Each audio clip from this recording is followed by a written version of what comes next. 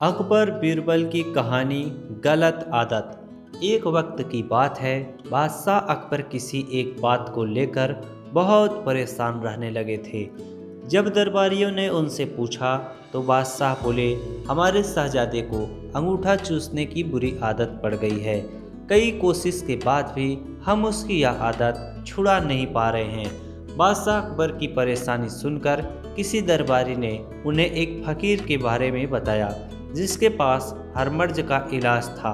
फिर क्या था, बादशाह ने उस फकीर को दरबार में आने का निमंत्रण दिया।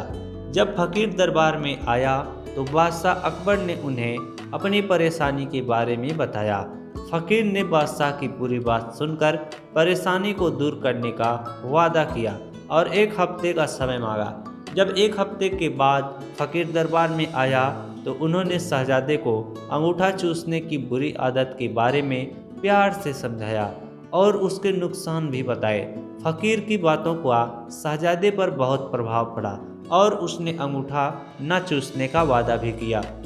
सभी दरबारियों ने यह देखा तो बादशाह से कहा, जब यह काम इतना आसान था तो फकीर ने इतना समय क्यों लिया? आखिर उसने क्यों दरबार का और आपका समय खराब किया? बादशाह दरबारियों की बातों में आ गए और उन्होंने फकीर को दंड देने की ठान ली। सभी दरबारी बादशाह का समर्थन कर रहे थे, लेकिन बीरबल चुपचाप था। बीरबल को चुपचाप देख अकबर ने पूछा, तुम क्यों शांत हो बीरबल? बीरबल ने कहा, जहाँ पना गुस्ताखी माफ़ हो, लेकिन फकीर को सजा देने के स्थान पर उन्हें सम्मानित करना चाहिए और हमें उनसे सीखना चाहिए। तब बादशाह ने गुस्से में कहा, तुम हमारे फैसले के खिलाफ जा रहे हो। आखिर तुमने ऐसा सोच भी कैसे लिया? जवाब दो। तब बीरबल ने कहा, महाराज, पिछली बार जब फकीर दरबार में आए थे तो उन्हें चूना खाने की बुरी आदत थी। आपकी बातों को सुनकर उन्हें अपनी गलती का एहसास हुआ।